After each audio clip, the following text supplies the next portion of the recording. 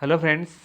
आज हम इस वीडियो में महेश कुमार बनवाल की एनसीईआरटी पर आधारित समान अध्ययन बुक जो कि 8वीं सीरीज के नाम से आई है, उस किताब से हम मध्यकालीन भारत अध्याय 13 दिल्ली सल्तनत का पार्ट 2 देखेंगे। इससे पहले ऑलरेडी हमने 12 अध्याय करा रखा है, साथ ही साथ दिल्ली सल्तनत से पार्ट 1 भी हम लोगों ने देख लिया था। इसके आगे हम आज कंटिन्यू करेंगे। तो चलिए फिर समय का महत्व रखते हुए शुरू करते हैं और देखते हैं आज का पहला सवाल।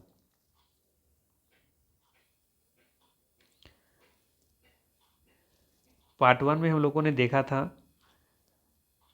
ध्यान दीजिएगा, पार्ट 1 में हम लोगों ने देखा था मामलुक वंश, जिसे गुलाम वंश भी कहते हैं। ठीक है, इसके बाद फिर देखा था खिलजी वंश और फिर तुगलक वंश। 3 वंशों को देखा था। आज हम लोग सैयद वंश और लोधी वंश से संबंधित प्रश्नों को देखेंगे। ठीक है, तो चलिए फिर शुरू करते हैं और देखते हैं 21 नंबर से आज का सवाल। सवाल रहेगा यहाँ पे, निम्नलिखित को क्रमानुसार व्यवस्थित कीजिए।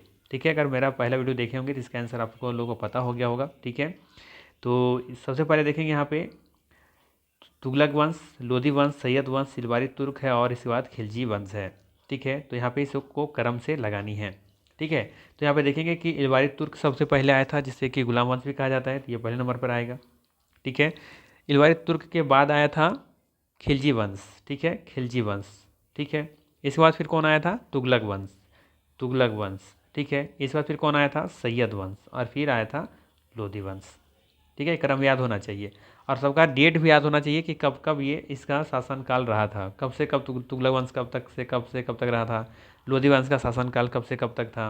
ठीक है, इसकी स्थापना किसने किया था, तो ये सभी हम लोगों ने पार्ट 1 में देखा था। ठीक है, तो चलिए इसका फिलहाल आंसर देखते हैं क्या हो जाएगा। सबसे पहला हो जाएगा 4 नंबर पर 1, तो यहाँ पे दिख रहा है।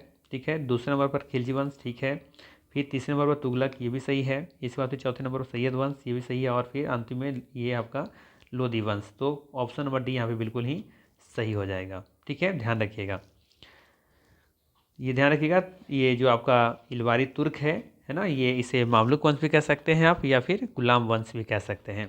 ठीक है, और यही इलवारी तुर्क भी है। ठीक है, चलिए तो ध्यान रखिएगा। यहाँ पे डेट भी दे रखा है यहाँ पे, इसका शासनकाल कब से कब तक रहा था। देखिए, इलवारी तुर्क जो कि गुलाम वंश लोग जानते हैं, या फिर मामलुक वंश भी कहीं दिया रहता है। ठीक है, मामलुक इसलिए कहते हैं क्योंकि वो कोई राजा नहीं हुआ था, राजा हम लोग इसका स्थापना कोई राजा नहीं किया था, कोई दास किया था। ठीक है, इसीलिए गुलाम वंश कह सकते हैं। दास जो होता है ना, तो वो गुलाम ही होता है, वो दास का मतलब गुलाम होता है। ठीक है, इसलिए इसे गुलाम वंश का नाम ही पड़ा था। ठीक है, मामलुक वंश भी कह सकते हैं। बाकी सेशन जरूर याद रखिएगा, बाकी पार्ट 1 में बहुत अच्छे तरीके से इसको हम डिटेल्स में वहाँ पे बताए थे। चलिए लेते हैं अगला सवाल। अगला सवाल है आपके लिए, लोधी वंश किसके द्वारा स्थापित किया गया था? बताना है कि लोधी वंश किसके द्वारा स्थापित किया गया था। ऑप्शन है इब्राहिम लोधी, सिकंदर लोधी, बहलोल लोधी, खिरिज खां। तो याद रखिएगा, बहलोल लोधी इसका सही आंसर है। लोधी वंश बहलोल लोधी के द्वारा स्थापित किया गया था और अंतिम शासक था इसका लोधी वंश का इब्राहिम लोधी। और ये भी कह सकते हैं पूरे दिल्ली सल्तनत का अंतिम शासक था इब्राहिम लोधी। ठीक है, चलिए अगला सवाल लेते हैं।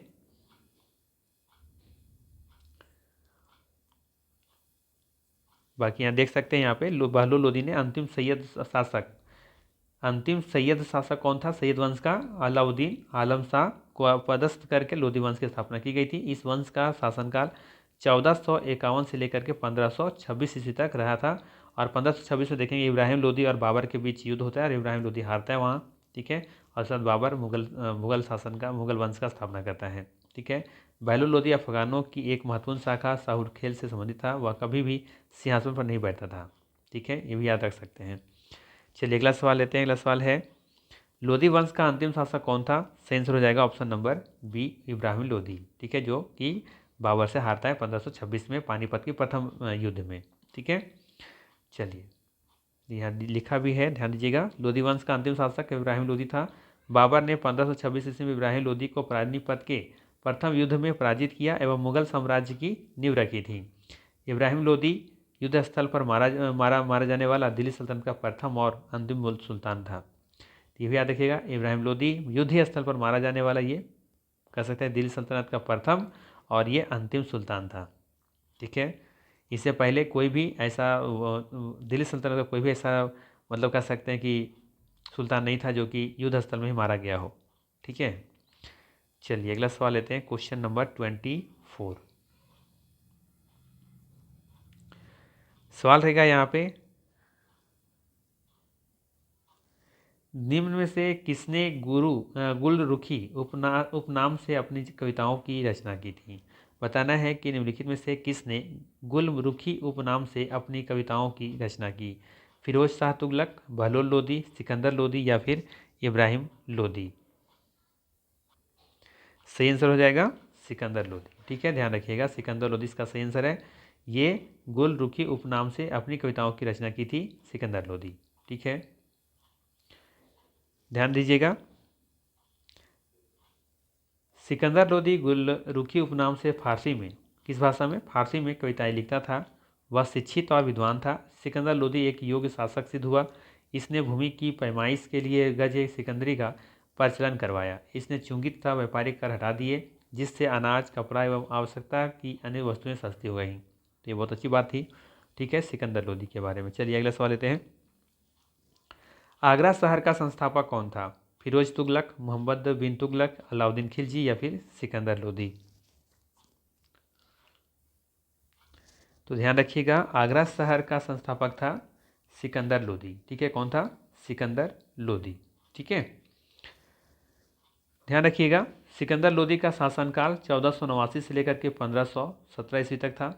ठीक रहा। ठीक है, और 1504 ईस्वी में सिकंदर लोदी ने आगरा शहर की स्थापना की।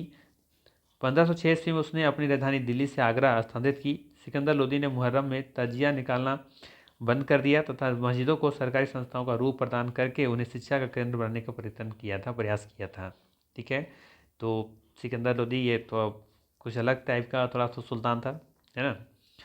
चलिए अगला सवाल लेते हैं। सवाल है कि दिल्ली सल्तनत के किस सुल्तान द्वारा अंतिम रूप से गुलाम तुर्कों के समूह चालीसा को समाप्त कर दिया था। बताना है, दिल्ली सल्तनत के किस सुल्तान द्वारा अंतिम रूप से गुलाम तुर्कों के समूह चालीसा को समाप्त कर दिया था। चालीसा मतलब होता है ना, इसमें 40 लोगों के समूह हुआ करती थी। ठीक है, तो कौन इसको समाप्त किया था। रजिया, नसीरुद्दीन महमूद, बहराम शाह या फिर बलबन।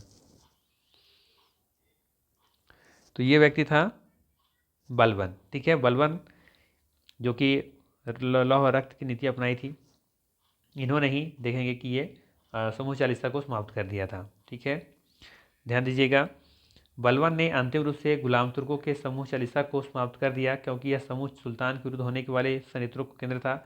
बलबन स्वयं समूह चालीसा का सदस्य रह चुका था, इसलिए वह इनकी षड्यंत्रकारी गतिविधियों से अवगत था। इसको पता था कि इसमें षड्यंत्र किया जाता है, क्योंकि 40 समूह होता है और उसमें षड्यंत्र भी हो सकता है शामिल होता था। तो बलबन चाहता ही नहीं था कि इस तरह का समूह जो चालीसा नाम से जो चलता था संगठन, वो इसको ना चलाया जाए, बंद कर दिया जाए। और जैसे सुल्तान बना तो इसको ये पूरी तरीके से ख़त्म कर दिया था। ठीक है, चलिए अगला सवाल लेते हैं। अगला सवाल है, दिल्ली सल्तनत के किस शासक ने सर्वप्रथम राजत्व सिद्धांत का विस्तार से व्याख्या की थी। बलबन, अलाउद्दीन खिलजी, इल्तुतमिश, मोहम्मद तुगलक।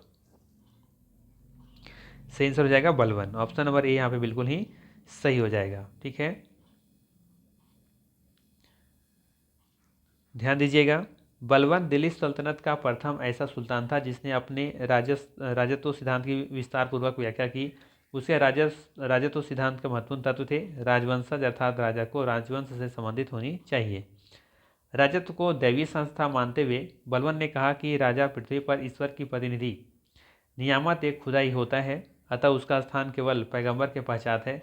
बलबन ने ईश्वर, न शासक तथा जनता के बीच त्रिपक्षीय संबंधों का राजत्व का अधिकार बनाना चाहता था।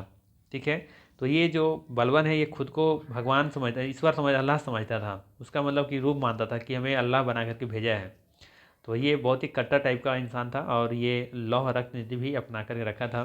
ठीक है, तो कह सकते हैं कि ये निरंकुश शासक था। ठीक है, चलिए अगला सवाल लेते हैं। अगला सवाल है कि चचनामा के अनुसार 6वीं और 7वीं शताब्दी में सिंधु देश की राजधानी कहाँ थी। सिंधु देश की राजधानी कहाँ थी। देवल, अरूण, लोधवा या फिर बाड़मेर। तो याद रखिएगा, अरूण इसका सही आंसर होगा, बी ऑप्शन सही है यहाँ पे।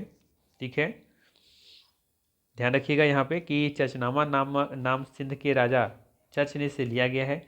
यह सिंधी, उर्दू और अंग्रेजी संस्करणों से प्राप्त है। इसी ग्रंथ में उल्लेखित है कि अरोड़ 6वीं और 7वीं शताब्दी में सिंध देश की राजधानी के रूप में विद्यमान था।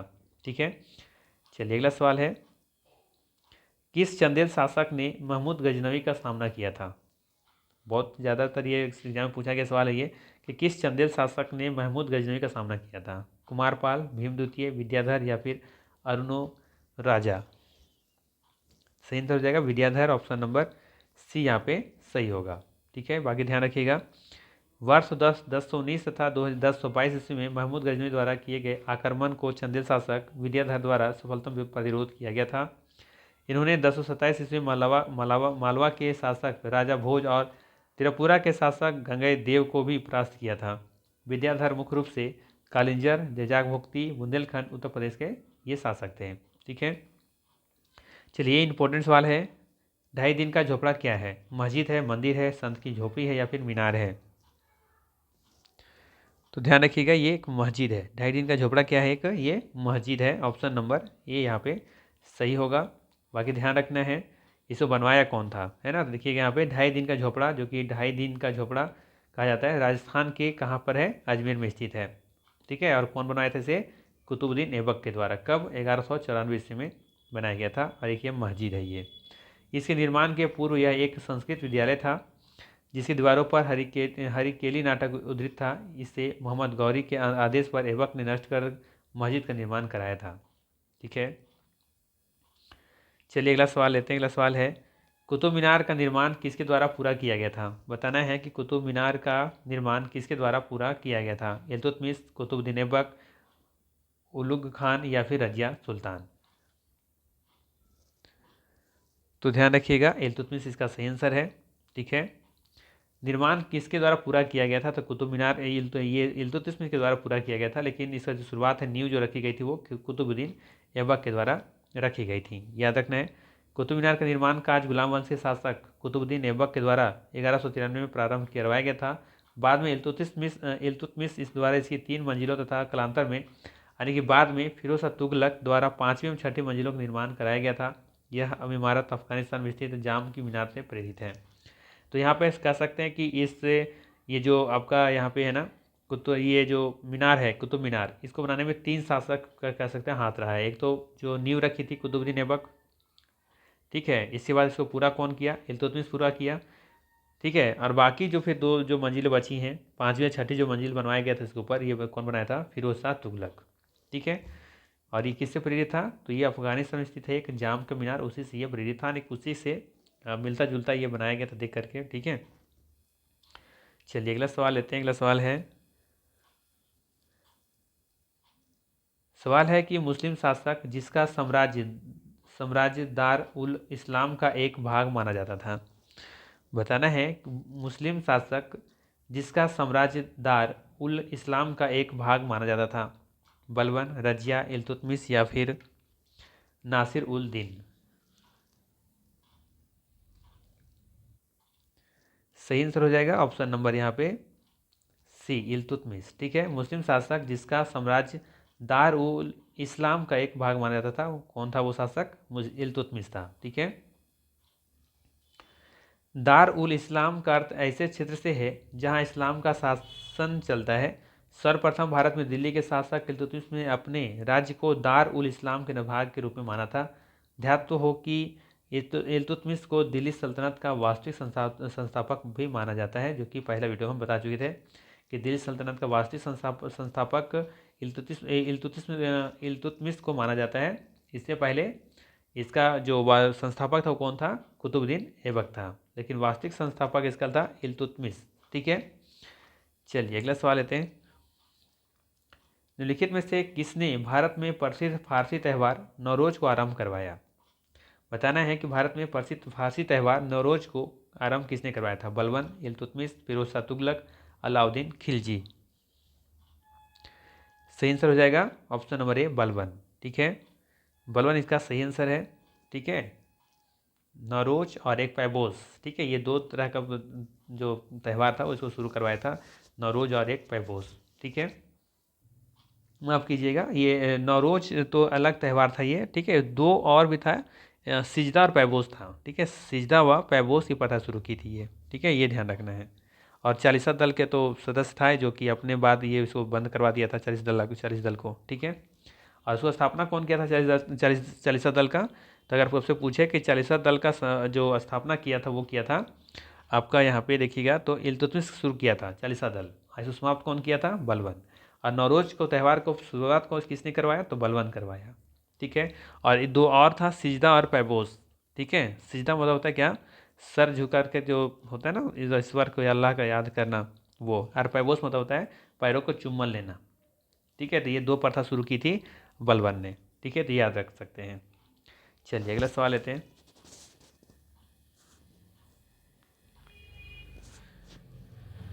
अगला सवाल है, हजार दिनारी नाम से किसे जाना जाता था? हजार दिनारी के नाम से किसे जाना जाता था? बलबन, मलिक काफूर, सिकंदर लोदी, कुतुबुद्दीन ऐबक। मलिक काफूर तो देखेंगे अलाउद्दीन खिलजी के दरबार में रहता है, उसका एक राजनीतिक सलाहकार होता है और वो बहुत उसमें मदद करता है।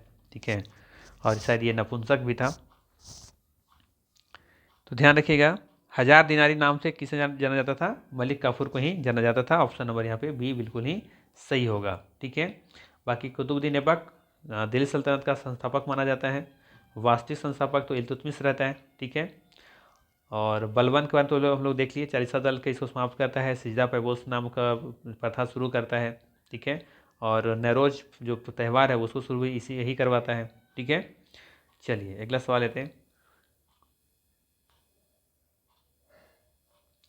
अब यहाँ पे देख सकते हैं क्यों इसे हजार दिनारी कहा जाता था? क्योंकि मलिक काफूर अलाउद्दीन खिलजी का प्रतिष्ठित गुलाम था। अलाउद्दीन खिलजी ने सुल्तान नुसरत खान से इसे दिनार में खरीदा था। इसी कारण इसे हजार दिनारी कहा जाता है। इसे सुल्तान के दुष्ट प्रतिभा के नाम से भी जाना जाता है कि खिलजी की दक्षिण की विजय में इसने महत्वपूर्ण भूमिका निभाई थी। ठीक है। तो कुछ ज़्यादा ही तेज था दिमाग का ये। ठीक है। और फिर देखेंगे कि आप एक मूवी देखे होंगे पद्मावत, तो उसमें आपको बहुत सारी कहानी स्टोरियाँ याद होंगी अगर पद्मावत तो देखे होंगे तो, है ना। ये वही था जो रवल रातन सिंह को पीछे से जो तीर से मारा था, है ना। जो युद्ध को कह सकते हैं कि युद्ध का अवहेलना कर सकते हैं या फिर युद्ध नीति वो नहीं कही जाती जो कि आप पीछे से वार करते हो। खैर वो अपनी जगह पर है, हम लोग को तो पढ़ना है। ठीक है। चलिए अगला सवाल लेते हैं। इनमें से किसने खलीफा की शक्ति का विरोध किया था? सवाल है, इनमें से किसने खलीफा की शक्ति का विरोध किया था? गयासुद्दीन खिलजी, अलाउद्दीन खिलजी, मोहम्मद बिन तुगलक या फिर कुतुबुद्दीन ऐबक। तो याद रखना है, खलीफा की शक्ति का विरोध किसने किया था? अलाउद्दीन खिलजी। ठीक है। ऑप्शन नंबर यहाँ पे बी बिल्कुल ही सही हो जाएगा। ठीक है। ध्यान रखना है यहाँ पे, अलाउद्दीन खिलजी ने खलीफा के अधिकारों को मानने से इनकार कर दिया था, जबकि कुतुबुद्दीन मुबारक खिलजी ने स्वयं को खलीफा घोषित किया था। अलाउद्दीन खिलजी के बचपन का नाम क्या था? अली गुस्साब। ठीक है। चलिए अगला सवाल लेते हैं। Question number 36। सवाल है यहाँ पे, सल्तनत, सवाल क्या है, सल्तनत काल में सार्वजनिक वितरण प्रणाली किसने प्रारंभ की थी? बताना है, सल्तनत काल में सार्वजनिक वितरण प्रणाली किसने प्रारंभ की थी? अलाउद्दीन खिलजी, सिकंदर लोदी, मोहम्मद बिन तुगलक या फिर फिरोज शाह तुगलक। सही आंसर हो जाएगा ऑप्शन नंबर ए, अलाउद्दीन खिलजी। ठीक है। ध्यान रखिएगा, अलाउद्दीन खिलजी ने सार्वजनिक वितरण प्रणाली प्रारंभ की थी। सार्वजनिक वितरण प्रणाली को बाजार नियंत्रण प्रणाली को भी कहा जाता है। ध्यान से सुनिएगा फिर से, सार्वजनिक वितरण प्रणाली को बाजार नियंत्रण प्रणाली भी कहा जाता है। अलाउद्दीन खिलजी ने कीमतों पर नियंत्रण करने के लिए मलिक काफूर को शाहना या बाजार अधीक्षक नियुक्त किया, जिसके नेतृत्व में बाजार की कीमतें निश्चित की गईं और इस मूल्य पर व्यापारी अपने माल बेचने के लिए विवश थे। ठीक है। चलिए अगला सवाल लेते हैं। निम्नलिखित में से किस सुल्तान ने साम्राज्य की सीमाओं की सुरक्षा हेतु एक विशेष सेना की नियुक्ति किया था? इल्तुतमिश, नसीरुद्दीन महमूद, बलबन या फिर अलाउद्दीन खिलजी। चलिए बताइए इसका सही आंसर क्या होगा? तो ध्यान रखिएगा, इसका भी सही आंसर है अलाउद्दीन खिलजी। ठीक है। अलाउद्दीन खिलजी देखेंगे कि ये साम्राज्य की सीमाओं की सुरक्षा हेतु एक विशेष सेना का नियुक्त किया था अलाउद्दीन खिलजी। ठीक है। व्याख्या देख लेते हैं। अलाउद्दीन खिलजी एक शक्तिशाली और कुशल शासक था। उसने एक मजबूत केंद्र सरकार की स्थापना की। वह राज्य का सर्वोच्च अधिकारी था और वह दैवीय अधिकार के इतिहास में विश्वास करता था। सुल्तान खुद को ईश्वर का प्रतिनिधि या ईश्वर की छाया मानने लगा था। अलाउद्दीन खिलजी ने अपने साम्राज्य की रक्षा के लिए एक शक्तिशाली और विशाल सेना रखी थी। सैनिकों की नियुक्ति का प्रभारी आरिज मुमालिक हुआ करता था, ये ध्यान रखना है। ठीक है, चलिए अगला सवाल है, गाजी मलिक किस वंश का संस्थापक था? तुगलक, खिलजी, सैयद या फिर लोधी? गाजी मलिक किस वंश का संस्थापक था? तुगलक, खिलजी, सैयद या फिर लोधी वंश? सही आंसर हो जाएगा ऑप्शन नंबर ए, तुगलक। ठीक है, जबकि आप लोग जानते होंगे खिलजी वंश का संस्थापक कौन था? जलालुद्दीन फिरोज खिलजी। सैयद वंश का कौन था? खिरिज खां। सैयद वंश का संस्थापक था खिरिज खां, जबकि लोधी वंश का संस्थापक था बहलोल लोधी, है ना। चलिए अगला सवाल लेते हैं, बाकी यहाँ पर थोड़ा सा व्याख्या देख लेते हैं। गयासुद्दीन तुगलक का वास्तविक नाम क्या था? गाजी मलिक था। ठीक है, गयासुद्दीन तुगलक कहें या फिर गाजी मलिक, ठीक है, क्योंकि गयासुद्दीन तुगलक का वास्तविक नाम क्या था? गाजी मलिक। ठीक है, यह तुगलक वंश का संस्थापक था। गाजी मलिक ने मंगलों को बार बार पराजित किया, जिस कारण वह मलिक उल गाजी नाम से प्रसिद्ध था। गयासुद्दीन तुगलक ने दिल्ली में तुगलकाबाद नामक शहर की नींव डाली और तुगलकाबाद शहर को ही अपनी राजधानी भी बनाया था, याद रखना है। चलिए अगला सवाल लेते हैं। अगला सवाल है, दिल्ली के, फिर से सवाल सुनिएगा, दिल्ली के किस सुल्तान ने सबसे ज़्यादा नहरों का निर्माण करवाया था? फिरोज शाह तुगलक, इल्तुतमिश, बलबन या फिर सिकंदर लोदी? तो याद रखना है, सही आंसर हो जाएगा option number A, Firoz Shah Tughlaq. ठीक है, ऑप्शन नंबर ए यहाँ पे बिल्कुल ही सही होगा। ठीक है, चलिए इसका थोड़ा सा डिफिनेशन देख लेते हैं, डिफिनेशन नहीं व्याख्या देख लेते हैं, ध्यान से देखिएगा। तुगलक वंश के शासक मोहम्मद बिन तुगलक ने सर्वप्रथम नहर का निर्माण करवाया था, परंतु सर्वाधिक मात्रा में नहरों का निर्माण फिरोज शाह तुगलक के द्वारा किया गया था। अंग्रेज इसे सिंचाई विभाग का जनक कहते थे। इसने 4 नए शहर फिरोजाबाद, फतेहाबाद, जौनपुर और हिसार की राजधानी भी स्थापना भी की थी। ठीक है, ये ध्यान रखिएगा। ठीक है, मोहम्मद बिन तुगलक जो है ये 4 शहरों की स्थापना की थी, फिरोजाबाद, फतेहाबाद और जौनपुर और हिसार। ठीक है, सवाल पूछा जा सकता है, ध्यान रखिएगा। चलिए अगला सवाल है, राज्य के खर्च पर हज की व्यवस्था करने वाला पहला भारतीय शासक था, कौन था? राज्य के खर्च पर हज की व्यवस्था करने वाला पहला भारतीय शासक कौन था? अलाउद्दीन खिलजी, फिरोज तुगलक, अकबर, औरंगजेब? तो याद रखिएगा फिरोज तुगलक इसका सही आंसर है, ऑप्शन नंबर ए यहाँ पे, बी यहाँ पे सही होगा। ठीक है, राज्य के खर्च पर हज की व्यवस्था करने वाला पहला भारतीय शासक था फिरोज तुगलक। ठीक है, ये तुगलक वंश का एक मुस्लिम शासक था फिरोज शाह तुगलक, जिसने 1351 से लेकर 1388 ईस्वी तक दिल्ली सल्तनत पर शासन किया था। वह राज्य के खर्च पर हज की व्यवस्था करने वाला पहला भारतीय शासक भी बना। कालांतर में मुगल वंश की स्थापना के बाद अकबर पहला मुस्लिम शासक था जिन्होंने राज्य के खर्च पर हज यात्रा का प्रबंध किया था। फिरोज शाह तुगलक ने हिंदुओं पर जजिया कर भी लगाया था, ये जरूर याद रखिएगा। सवाल पूछा जाता है कि हिंदुओं पर सबसे पहले कर किसने लगाया था, जजिया कर? तो ये था फिरोज शाह तुगलक। ठीक है, चलिए अगला सवाल चलते हैं, देखते हैं। सवाल है, तैमूर के आक्रमण के बाद भारत में किस वंश का राज स्थापित हुआ? लोधी वंश, सैयद वंश, तुगलक वंश या फिर खिलजी वंश? तो याद रखिएगा सैयद वंश इसका सही आंसर है, ऑप्शन नंबर बी यहाँ पे बिल्कुल ही सही होगा। ध्यान रखिएगा, तैमूर के आक्रमणों के कारण दिल्ली सल्तनत का केंद्रीय नेतृत्व पूर्णतः नष्ट हो चुका था तथा केंद्रीय सत्ता के अभाव में खिरिज खां ने 1414 ईस्वी में दिल्ली का सत्ता से दौलत खां लोधी को अपदस्थ कर सैयद वंश की स्थापना की थी। सैयद वंश ने सबसे कम समय 37 वर्षों तक दिल्ली सल्तनत पर शासन किया था। सबसे कम जो शासन काल है वो इसी का था। ठीक है, सैयद वंश का।